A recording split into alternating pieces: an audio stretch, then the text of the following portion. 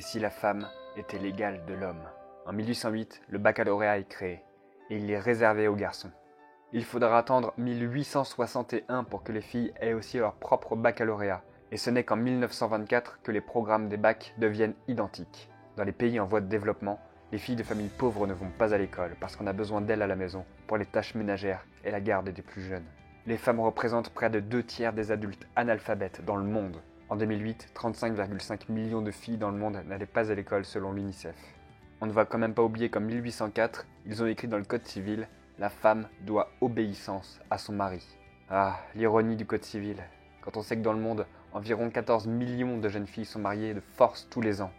En France, actuellement, c'est 70 000 par an. Une jeune femme sur 3 est mariée de force avant ses 18 ans, et une jeune femme sur 9 est mariée avant ses 15 ans. Les femmes consacrent en moyenne 4 heures par jour aux tâches ménagères. Les hommes, c'est 2h30. Il faut attendre 1965 pour que les femmes aient le droit d'ouvrir leur propre compte en banque et puissent travailler sans l'autorisation de leur père ou de leur mari. Ce n'est qu'en 1907 que les femmes ont le droit de percevoir leur propre salaire. En 1982, une loi sur l'égalité des salaires entre hommes et femmes est votée. Pourtant, les hommes gagnent toujours 19,2% de plus que les femmes, soit un écart moyen de 455 €. Du coup, le 7 novembre, à 16h34, le collectif Les Glorieuses appelle les femmes à cesser le travail afin de combattre les inégalités salariales parce que c'est à partir de cet instant précis que les Françaises travaillent bénévolement. 833 €, c'est le montant moyen de pension des retraites des femmes. C'est 2 fois moins que les hommes qui touchent en moyenne 1743 €. Les femmes partent à leur retraite en moyenne plus tard que les hommes. Cet écart reflète les différences de situation sur le marché du travail.